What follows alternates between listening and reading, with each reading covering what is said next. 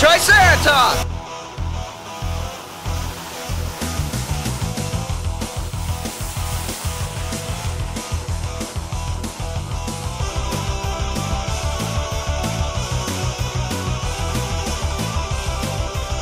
Welcome to my second part of the helmet reviews. Well, this last part we did the review of the pink helmet. Now we will do a review of the blue. You see, I have my blue cuffs on, and I do have the helmet with me. You guys want to subscribe?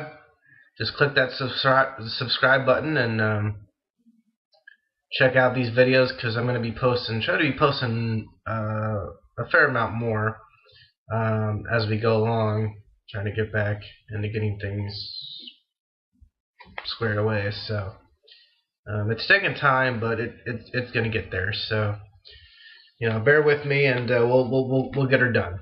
Okay. All right. So without further ado, the blue helmet review. Now this helmet, like I was saying in the first segment, the blue helmet is a helmet I got from Aaron Ferris, or Ferris 1834 on Ranger Board, as well as Eric 0101, which is the original maker of this particular helmet. But like I said, it was painted and finished up and padded and all that by Ferris. But the original sculpt and mass of this helmet was done by Eric 0101, and as we all know, he can make good helmets. So let me show you. Here it is. This is Eric's mold of the Blue Ranger helmet right here, and it's really nice. It's not like Aniki's helmet where it's kind of like a plastic. It's like in between wood and plastic, I guess. It's like a heavier kind of plastic, but it's still really light, not really heavy, doesn't drop down to my shoulders and all that stuff. But anyways, let's go ahead and dive right into it. So here is the, we'll start with the visor. And you see, as in the show, there's the little white line that goes down right here, comes down and up and around.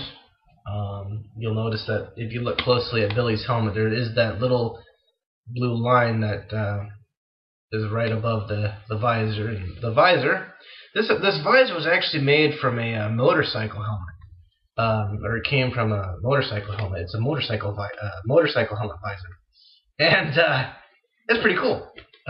It works great. And I like it. It doesn't fog up as nearly as much as the pink one does.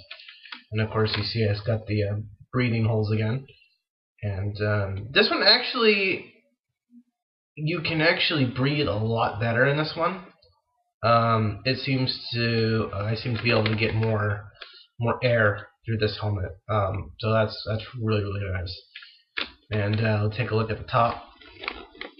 So there's the horn here, or the nose, the tip of the nose there, and the horns here. And then here's the eye. Nice detailing on the eye. The yellow, the eyes are yellow.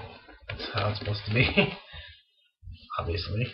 And there's the eye. You take a look at here. This is the only thing that is a little odd, is the white stripe. It does go into the back, but it's not as clear, or it's not as evident. This one really stands out. It's really bolded in there to make it really stand out. The other one, if you're talking about being show accurate, it's a little bit more faded, so it's not very visible to see it. But this one is very visible, so it really stands out. So I may see if there's a way to maybe make it a little less visible and not so much. But he's got the right idea. It's supposed to go back to back, and it loops up to here. up here. Like I said, though, it's not as strong of a visibility. It's a lot more. Um, what's the word I'm looking for? The opacity is a different. The opacity is not as strong, so it's a lot more faded and blend in, so it's very hard to tell. But the front part is pretty darn good. I like the front part of the visor. That part is fine. I just want to make the rest of it probably a little bit more faded, so it doesn't look as obvious there. Other than that, it's a good helmet. This helmet actually is not complete. Believe it or not, this helmet is actually not a completed helmet, because of the fact that Aaron Ferris was trying to get it to me as soon as he possibly could, and he told me that he wasn't quite complete. He wanted to get it to me as quick as he could. And he was kind of pressed for time, and I was kind of on a time schedule, and he understood that. He knows about the movie and everything, so he kind of understood, and he said that I'm more than happy to send it back to him when the movie's over, if I want to have him touch it up some more and get it 100% complete. But for being rushed and not 100% complete, it's pretty darn good. I really do not have any issues with it whatsoever, except for, of course, the thick line. Like I said, I'll try to wash it out so it's not as bold and thick, but it will still be there, just not as obvious from a distance. But yeah, so here it is, and then of course it's got the clamps on the side. These clamps are a little bigger, which actually makes it easier to put on because it's easier to feel where the clamps are and stuff. And the good thing about this helmet is it also doesn't have the keys, so you don't have to worry about really lining up the keys. So that's another thing. It takes away that extra couple seconds of having to align the keys. And there's the clamp here. And I'm going to go ahead and undo it, and I'll show you the inside if I can show you guys. This one's got some good padding. I like the padding on it. But yeah, here's the inside. I know it's hard to see, but I'll kind of hold it so you can see. You can kind of see the visor right there. There's padding up here at the mouth, like right below the visor, so your mouth is up against padding instead of any kind of fiberglass. Which with Anaki's helmets, your mouth is pressed right up against the fiberglass, and fiberglass can be can affect your skin in a lot of ways. It can cause some skin irritation if you wear it too much. So you guys be aware of that if you don't know about that. And there's a lot of padding just right here at the back, so it's great padding wise.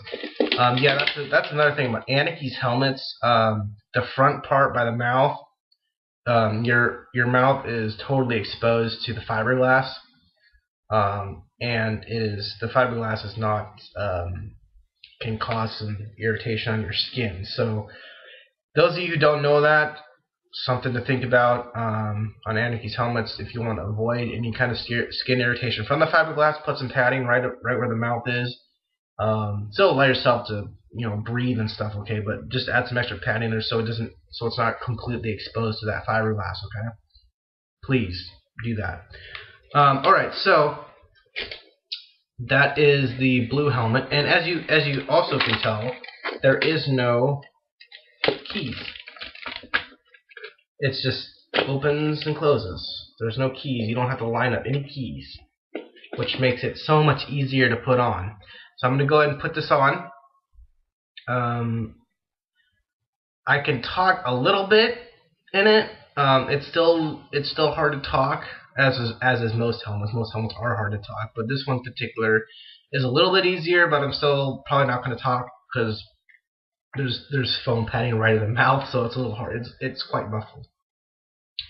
But I'll go ahead and put it on, and I'll just show you it. Really easy to put on. It'll only take me like, I don't know, 10 seconds maybe.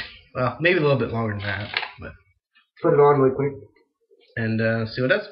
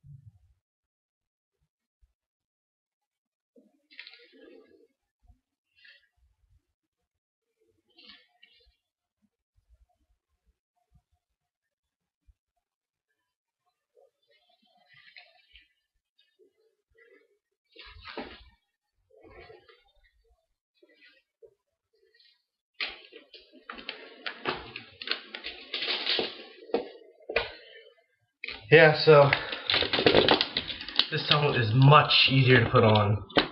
The clamps are nice and big, and you don't have those keys to have to line up consistently, so it really does make it a lot easier to put on. I love that. That's the one thing I love about this helmet is you just put it on and you clamp it, and it takes maybe what 15 seconds, 20 seconds to put it all on instead of 30 or 40 seconds to put it on.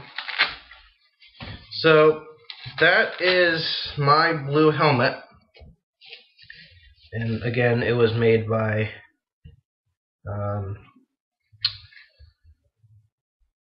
Eric